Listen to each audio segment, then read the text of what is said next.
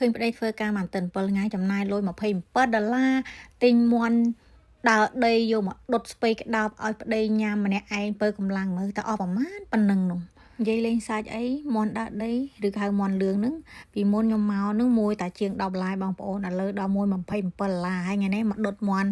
មួយហ្នឹងឲ្យប្តីញ៉ាំហើយខានដុតយូរដែរហើយគឺដុតមន់ស្ពៃក្តោបដូចគ្រឿងផ្សំបងប្អូនមានឃើញហើយមានមន់មួយស្ពៃក្តោបគល់លក្រៃស្លឹកក្រូចខ្ទឹមសខ្ទឹមក្រហមដេង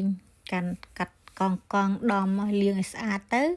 ទុកប្រឡាក់ជាមួយមន់បងប្អូនមន់មួយខ្ញុំប្រឡាក់អំបិលកន្លះស្លាបព្រាបាយស្ករមួយស្លាបព្រាបាយ oyster sauce ឬក៏ទឹកប្រេងខ្យងនឹងមួយស្លាបព្រាបាយម្សៅស៊ុបមាន់កន្លះស្លាបព្រាបាយហើយនឹងទឹកស៊ីអ៊ីវកន្លះស្លាបព្រាបាយហើយខ្ញុំដាក់ខ្ទឹមសខ្ទឹមក្រហមរំដេងគល់ស្លឹកគ្រៃហើយស្លឹកក្រូចចូលទៅហើយច្របាច់ម៉ាសាមាន់ឲ្យចូលជាតិខ្ញុំទុកប្រហែលជា5ទៅ10នាទីបងប្អូនបន្ទាប់មកបានខ្ញុំយកទៅដុតនៅក្នុងឆ្នាំង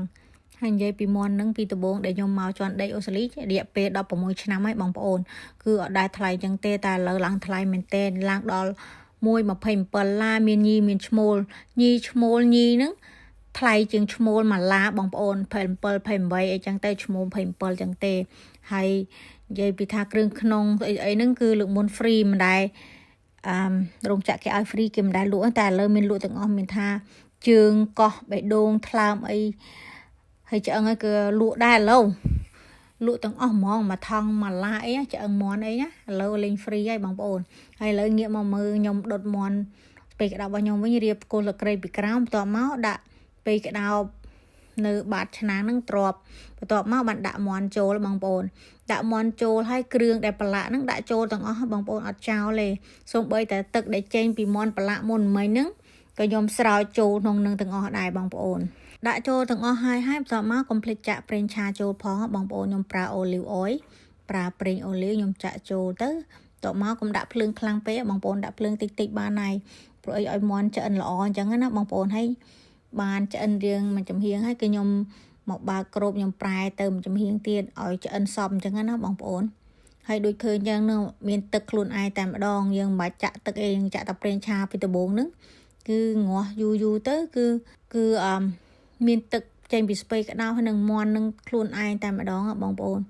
ហើយបន្ទាប់មកនេះឆ្អិនហើយបងប្អូនហើយបើកឆ្នាំងមកឡើងឈ្ងុយមែនទែនឈ្ងុយគ្រឿងដែលប្រឡាក់ហ្នឹងផងឈ្ងុយស្ពៃក្តោបផងអីផងបងប្អូនគឺគាត់តែ voice over ហ្នឹងក៏ខ្ញុំចង់ស្រក់ទឹកមាត់ដែរព្រោះខ្ញុំទៅញ៉ាំហើយដែរមិនតែនៅឃ្លានទៀតអញ្ចឹងណាបងប្អូនហើយនិយាយពីមាន់ដុតស្ពៃក្តោបនេះបងប្អូនមិនខុសគ្នាប្រហែលពីមាន់ដុតត្រយងចេកឬក៏មាន់ដុតកូកាទឹកដូងអីទេបងប្អូនស្តៀងគ្នាអញ្ចឹងណាបងប្អូននិយាយពីថាឈ្ងុយណាបងប្អូនហើយបងប្អូនធ្វើទឹកត្រីបុកឬក៏ញ៉ាំជាមួយប្រហុកឆៅច្រាមដាក់ជីម្ទេសហឹរឬក៏ជាប្រហុកជ្រក់ប្រហុកមានទឹករាវដាក់កសាំងអីចឹងណាអាហ្នឹងក៏ឆ្ងាញ់ដែរបងប្អូនហើយអាហ្នឹងបងប្អូននិយាយពីថាឆ្ងាញ់មែនទែនហើយគ្រឿងដែលខ្ញុំប្រឡាក់ពីខាងក្រៅមន់ហ្នឹងម៉ាសាមន់ហ្នឹងគឺចូលលើស្បែកមន់ហ្នឹងគឺឆ្ងាញ់មែនទែនណាបងប្អូននិយាយពីថាសាច់មន់ឡើងលឿងហើយឈ្ងុយមែនទែនឆ្ងាញ់ណាស់បងប្អូនហើយនេះជ្រលក់ទឹកត្រីបុកហ្នឹងខ្ញុំរៀងស្ទើរខ្ទឹមស្ទើរម្ទេសដោយសារខ្ញុំអត់សូវហឹលខ្ញុំអត់ចូលចិត្តទៅខ្ញុំដាក់តិចចឹងណារួចរាល់រៀបចំឲ្យប្តីទៅធ្វើការវីដេអូថ្ងៃនេះមានតែប៉ុណ្្នឹងអរគុណសម្រាប់ការទស្សនាបាយបាយ